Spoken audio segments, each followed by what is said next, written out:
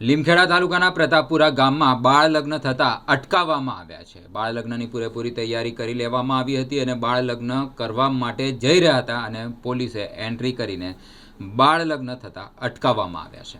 લીમખેડા તાલુકાના પ્રતાપપુરા ગામમાં બાળ લગ્ન કરતા અટકાવવામાં આવ્યા છે। સગીર દીકરો આશરે 17 વર્ષની જાન મહીસાગર જિલ્લાના સંતરામપુર તાલુકાના સિમલિયા ગામે જવાની હતી। લગ્ન કરવા જવા તૈયાર થયા હતા તે જ સમયે અધિકારીઓ પહોંચી ગયા હતા અને ફરિયાદ મળતા બાળ લગ્ન પ્રતિબંધક અધિકારી પોલીસ સ્ટાફ દ્વારા આકસ્મિક સ્થળ તપાસ કરવામાં આવી।